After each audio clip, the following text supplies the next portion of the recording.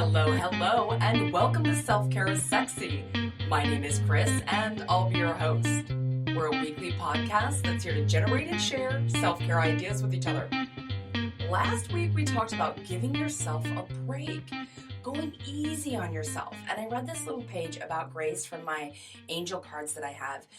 Just, giving you that permission to let up on yourself just a little bit, whatever that may be. Like when it comes to expectations and chores and like all the things. I really hope that you're able to take that little pep talk into your week and just give yourself a break on being perfect. It's the best kind of self-care.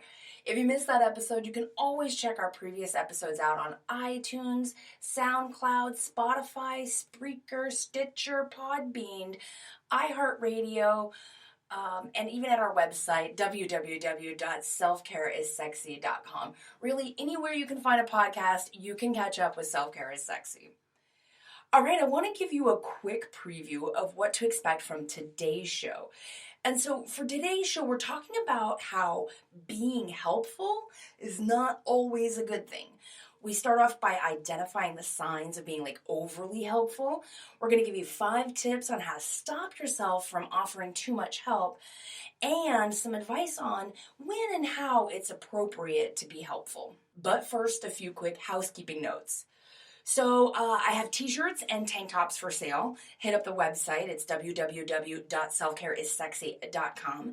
The fabric is super soft. They're great for yoga. They're a really good reminder that self-care is sexy because it's so sexy.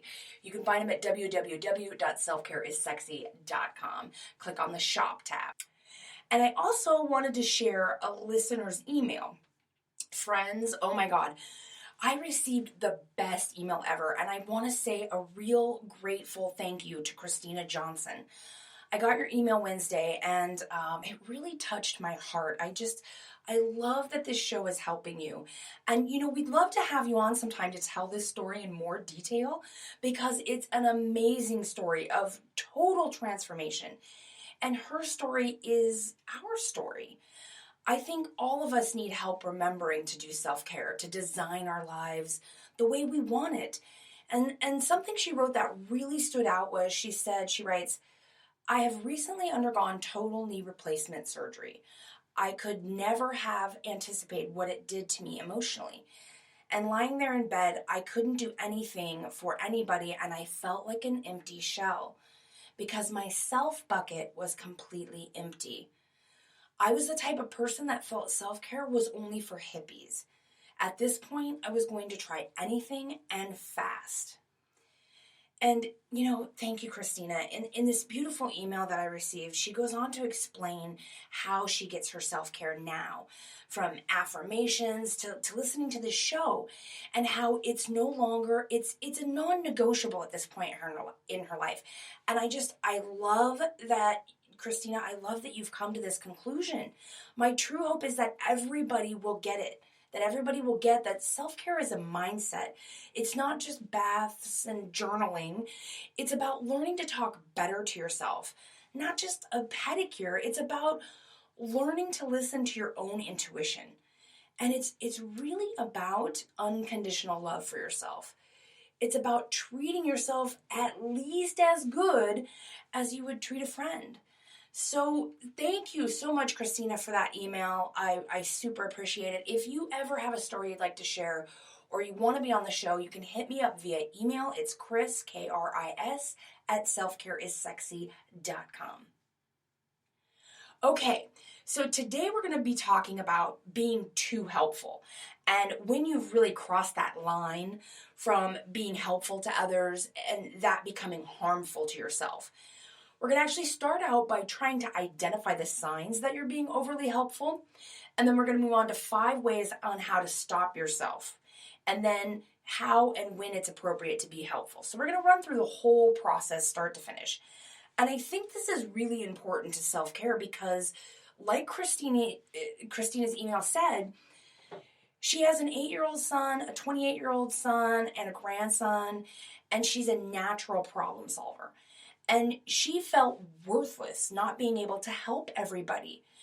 And if you ever find yourself in a place of being worthless because you can't do anything to help, whether it's responsibilities you didn't plan for, or illness, or COVID, or the fact that it's a raging dumpster fire out there in the world.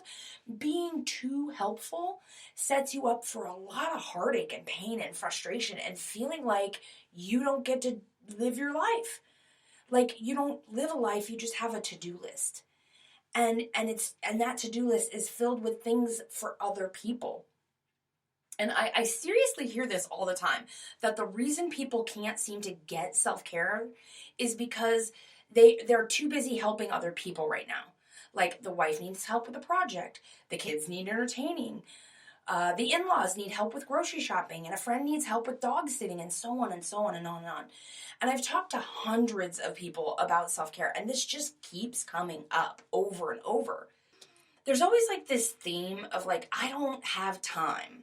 I have so much other stuff going on. I have so much I need to do, and I just see that there's this pattern happening, and the pattern is you. It's your fault. You're being overly helpful, and it's not helping. You've got to take some accountability. It's not them, it's you. It's being helpful to the point that you're driving yourself into the ground to do it. This is when becoming too helpful is bad. When you end up with zero time for yourself and you treat yourself like trash, but you help everybody else. You're actually like pissing yourself off. I know that sounds a little metadata, but when you're too helpful to others and not to yourself when you really need it, you have to full stop everything you're doing, cancel plans, delegate, and focus some of those resources and ideas and problem solving on yourself. If you're like Christina and you're just naturally a problem solver, when someone comes to you with a problem, your brain is automatically fast at work just trying to solve the damn thing before the people are like even done talking. And half the time, people just want you to listen. Look, you cannot control other people. We can't. And you might have the very best solution ever on the planet. You might have just the right thing. But regardless of your advice, they're going to do whatever the fuck they want to do about shit. So just stop trying to solve it for them. Just try listening and seeing, like, what is this person saying? So first of all, we've got to start out by getting good at identifying the signs of being overly helpful. So they may look like offering without being asked. And this is really big. This is like number one way to tell you're being overly helpful. If you're offering without being asked, it's like you have the answer and it's like burning inside of you. You have to say something, you have to get it out, and you have to solve a problem immediately when you have the idea. And if somebody comes to you with a problem and they're not really asking you like for advice or your opinion or to solve it, if you don't hear those three key words, advice, opinion, or solve, then you got to put yourself in check a little bit. Because unless somebody's coming to you and asking for those three things, your one and only job is to listen and ask questions.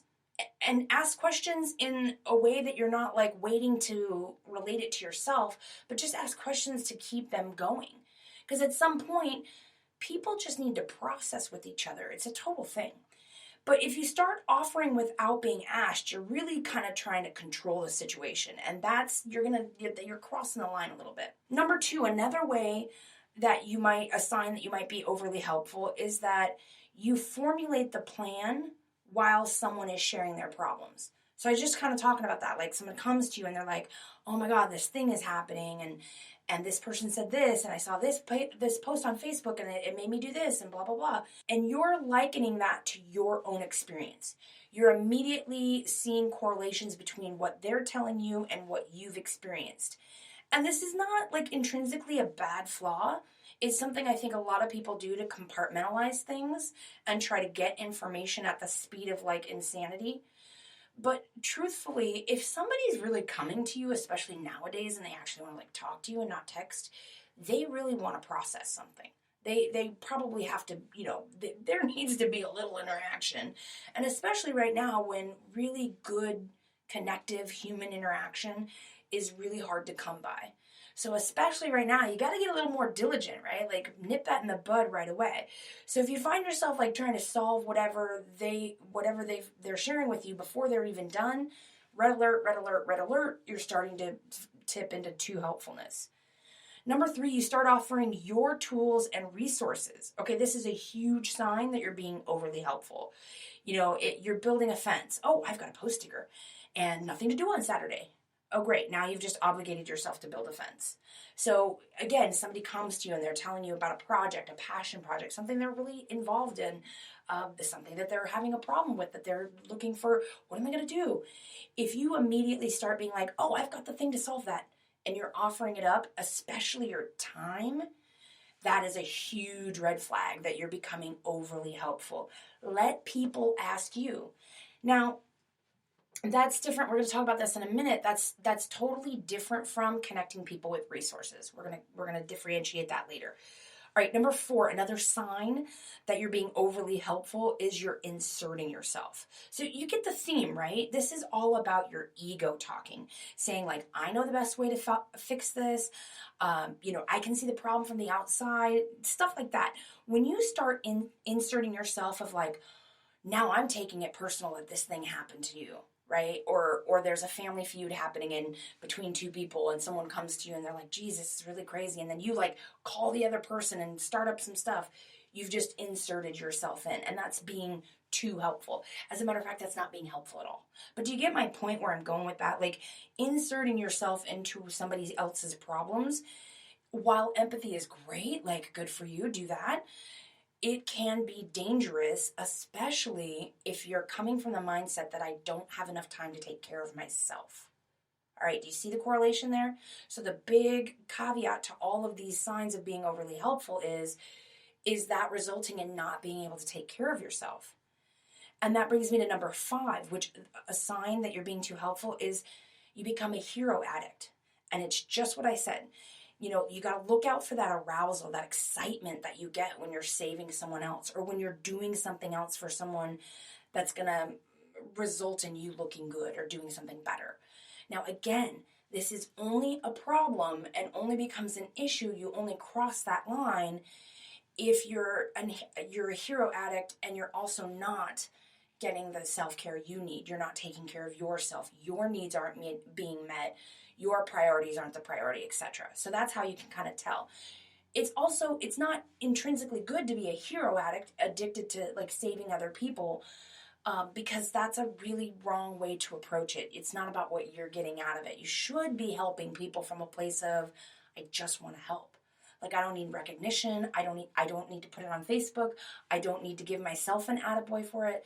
Like I literally I believe in just putting good in the world. All right, and last but not least, a major sign that you're being overly helpful is that you offer whatever resources, tools, solutions, and they say no. Full stop, friends. Like, just stop.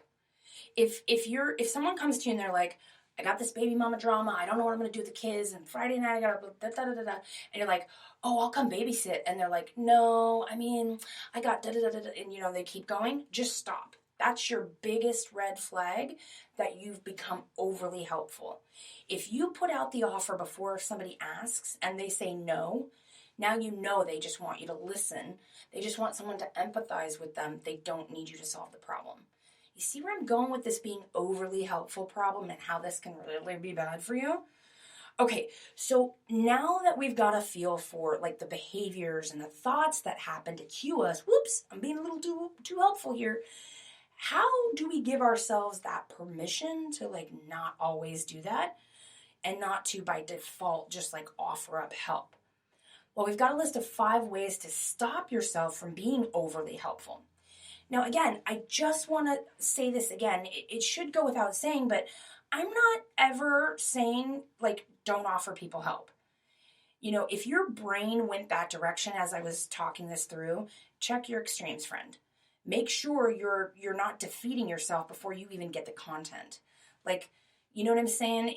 If you're like, well, I just won't be helpful then. Well, now you know that this is a trigger for you and you really got to sit down and take a look at it. Okay, so